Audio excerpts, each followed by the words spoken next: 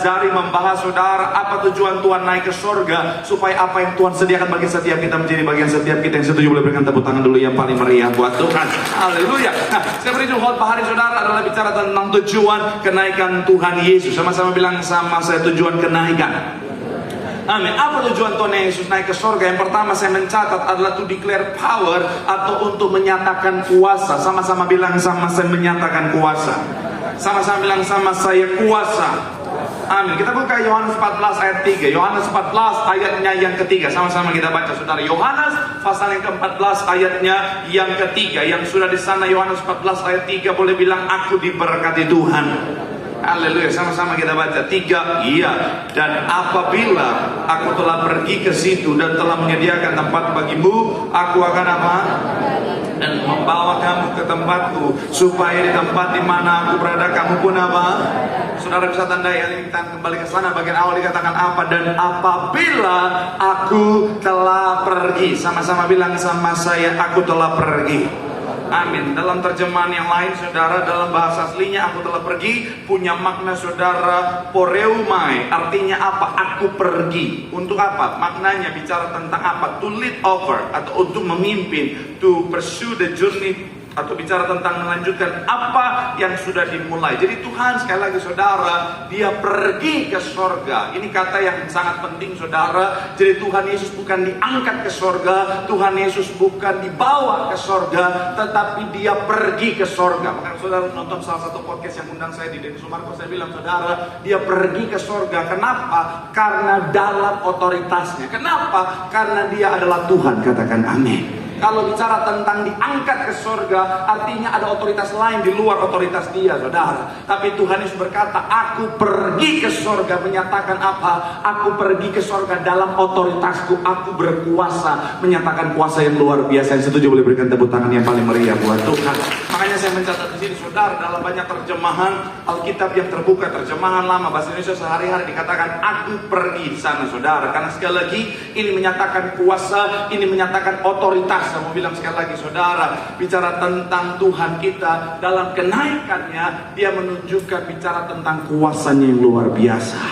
Jadi anak Tuhan harus sungguh-sungguh yakin, sungguh-sungguh beriman bahwa kuasa Tuhan itu luar biasa. Amin. Karena ada banyak orang Kristen, udah Kristen banget kelihatannya, tapi masih suka ragu dengan kuasa Tuhan yang luar biasa. Ada banyak orang Kristen, katanya Kristen banget saudara, tapi ketika menghadapi masalah, tantangan, persoalan kehidupan, masih suka ketakutan dengan masalahnya. Aduh Pak Pendeta, ini masalah yang besar Pak Pendeta. Aduh Pak Pendeta, ini tantangan yang besar Pak Pendeta. Aduh Pak Pendeta, ini persoalan yang besar. Saya mau bilang saudara, kuasa Tuhan kita jauh lebih besar. Amin. So apa yang perlu kita takutkan lagi saudara? Kalau kuasa Tuhan kita jauh lebih besar, artinya apa? Kita tahu ujung-ujungnya pasti kemenangan. Katakan amin.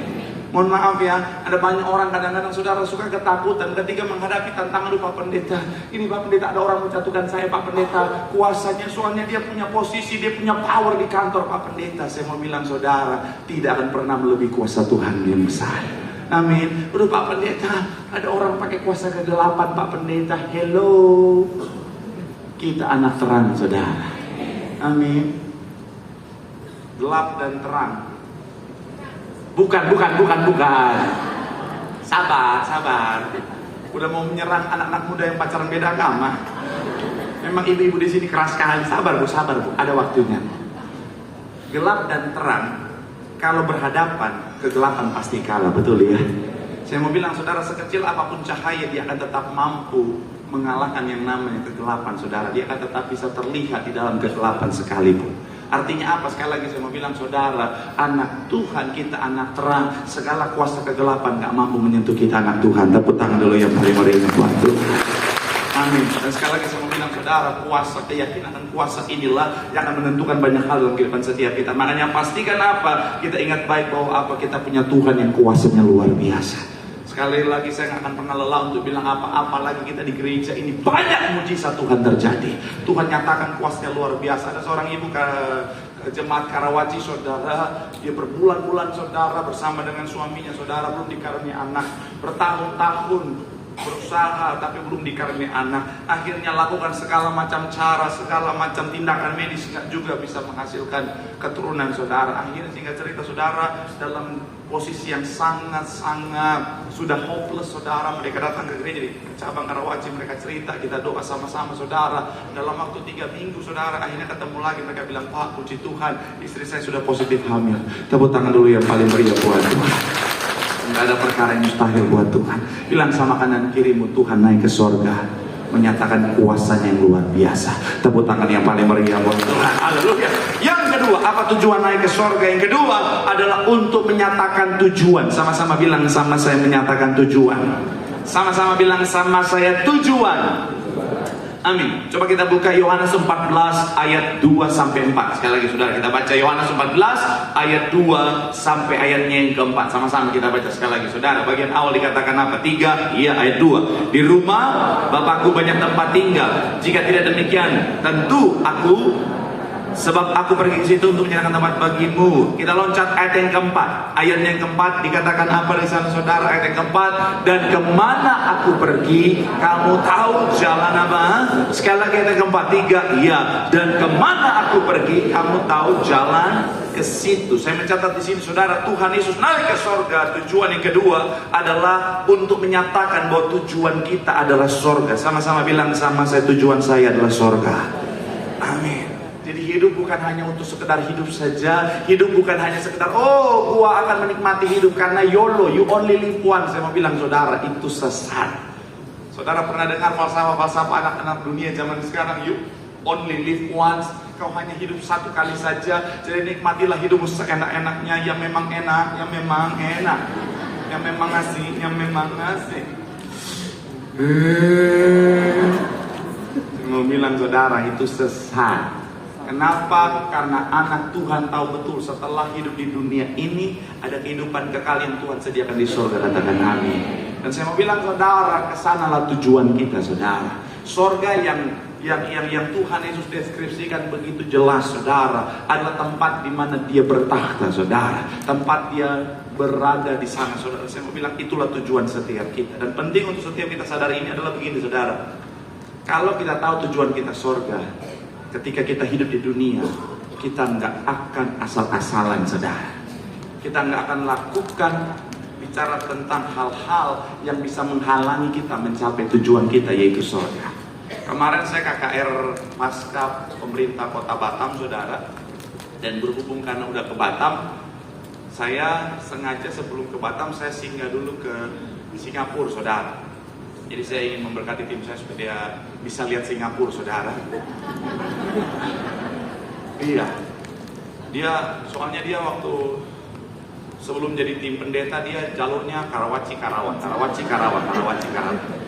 Sekali-sekali variasi Singapura gitu saudara.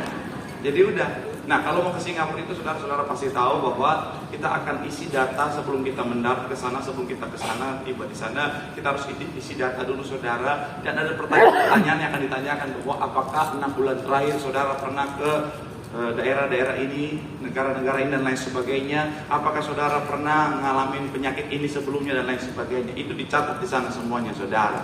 Dan kalau saya mau ke sana, saya sudah tahu saya mau ke sana, tentunya 6 bulan sebelumnya saya nggak akan mencari negara-negara yang bisa membuat saya terhalang untuk masuk ke Singapura saudara.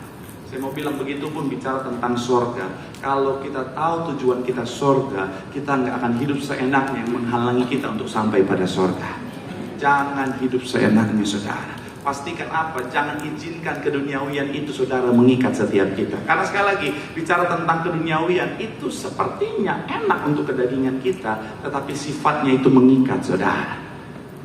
Biar totalitas saya undang tim saya yang sudah ke Singapura kemarin saudara. Ayo Dio, mana tim saya? Dio di belakang. Oke, silakan. Halo ya. Mana tim saya?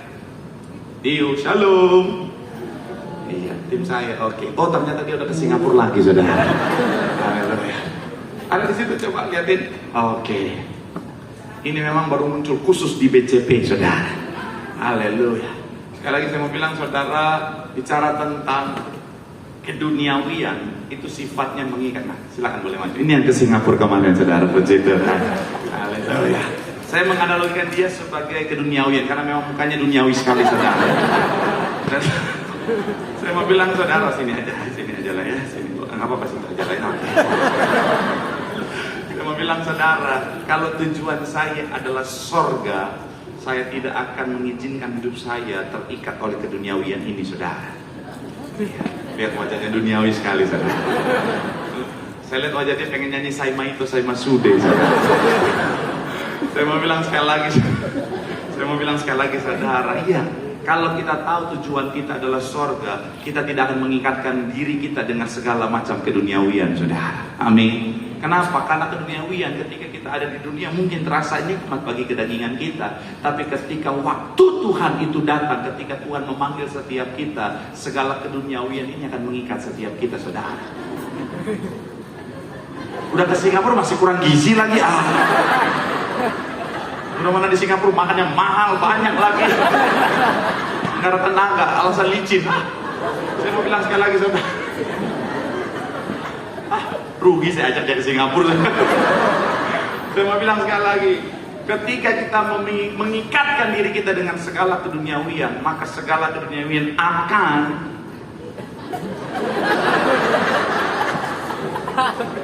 makanya fitness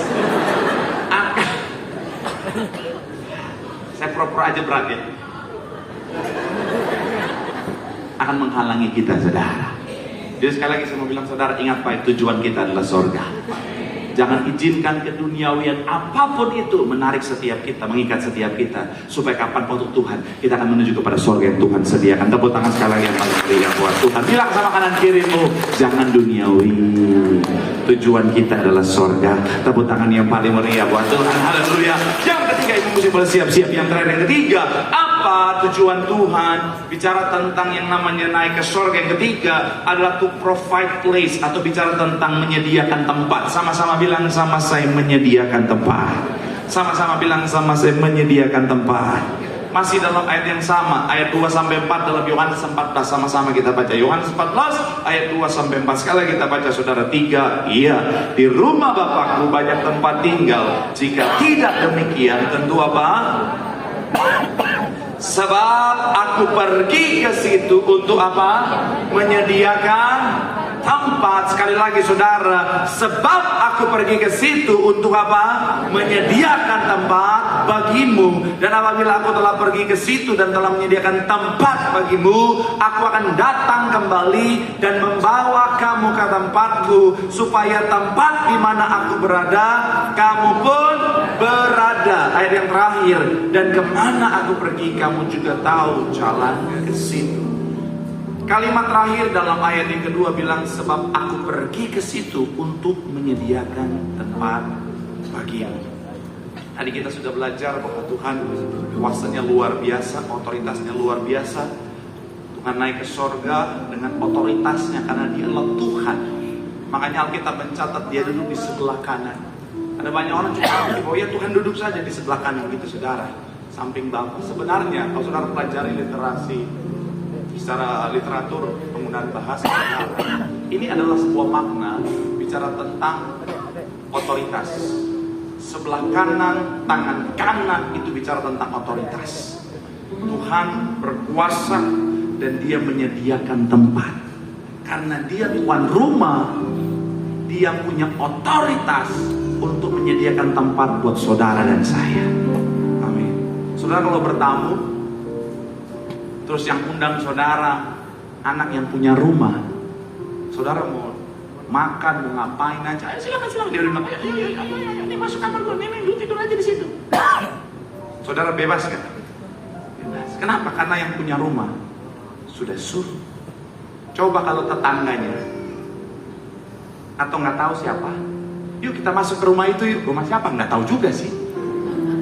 Rumah si itu, si bapak ini, masuk aja nggak apa-apa. Baru masuk digigit anjing. Saya mau bilang sekali lagi, saudara, Tuhan sudah menyediakan tempat bagi setiap kita. Makanya sorga bagi anak Tuhan adalah sebuah kepastian. Ini ada yang serang saya di itu. Seakan-akan ketika saya bilang berjuang, seakan-akan sorga bukanlah kepastian. Saya bilang, saudara, sebuah kepastian melalui apa yang Tuhan kerjakan di atas kayu salib. Yang gembala sidang kita selalu suarakan berjuang adalah adalah apa? Berjuang dalam mengerjakan keselamatan yang sudah Tuhan sediakan dalam kepastian itu, saudara. Jangan sampai kita berpikir, oh karena udah pasti gue mau ngapain aja, gue pasti masuk surga. Itu justru pemahaman teologis yang sangat bahaya. Justru karena itu sebuah kepastian, saya mau bilang saudara, kita lakukan bagian kita dengan sungguh-sungguh, mengerjakan keselamatan kita. Karena apa yang sudah Tuhan sediakan adalah kepastian. Jadi bukan untuk mendapatkan lagi, karena Tuhan sudah sediakan itu. Tetapi karena kita sudah mendapatkannya, kita melakukan bagian kita, meresponi apa yang sudah Tuhan sediakan dengan apa? Jaga hidup. Karena kalau kita hidup seenaknya, dosa jalan terus karena udah pasti selamat. Matius 7, 21-23. Enyahlah kamu sekalian, para pembuat kejahatan. Bikin dosa terus. Oh iya Pak Pendeta, mumpung kepastian keselamatan sudah menjadi bagian dalam hidupku, aku sekarang punya kuntilanak 3, istri 1, kuntilanak 3. Tapi setiap aku selingkuh, aku selalu bawa dalam doa, Tuhan kuduskan darah Yesus. Pak Pendeta, keselamatan sudah merupakan kepastian. Jadi sekalipun saya korupsi Pak Pendeta, saya tumpang tangan kepada hasil korupsi ini, Tuhan berkati untuk melebarkan kerajaan surga. Darah Yesus. Aneh aja. Saya mau bilang saudara, dosa tetaplah dosa. Allah tidak membiarkan dirinya dipermainkan, saudara. Hidup dalam kekudusan, dalam kebenaran, berjuang. Saya tahu nggak ada yang sempurna, tapi kalau kita mau berusaha, kita mau berjuang, Tuhan akan memampukan setiap kita. Sehingga kapanpun waktu Tuhan memanggil, kepastian keselamatan surga menjadi bagian setiap kita. Tepuk tangan yang paling meriah buat Tuhan. Bilang sama kanan kirimu, Tuhan sudah menyediakan tempat. Keselamatan adalah kepastian. Hiduplah dalam kesetiaan. Tepuk tangan sekali lagi yang paling meriah, yang berkati melambaikan tanganmu. Suara-suara yang paling meriah buat Tuhan. Terima kasih Tuhan. Terima kasih Tuhan.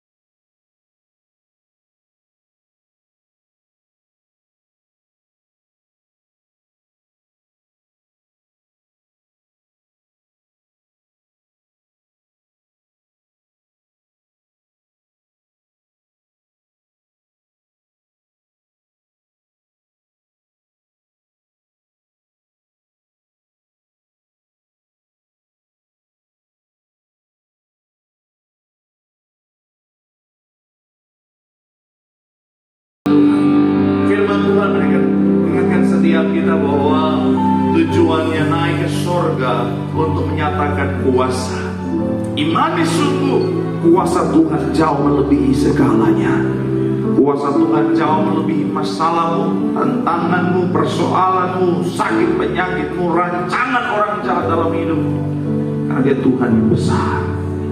Yang kedua, tujuan Tuhan naik ke surga untuk menyatakan tujuan kita. Tujuan kita adalah surga, bukan binasa dengan dunia ini.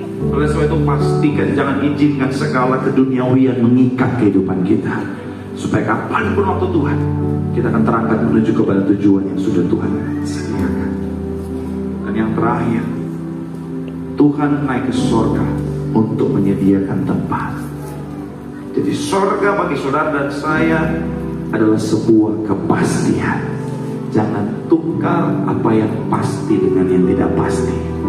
Sekali Yesus, tetap Yesus sampai selama-lamanya. Tepuk tangan sekali lagi yang paling meriah buat Tuhan. Terima kasih.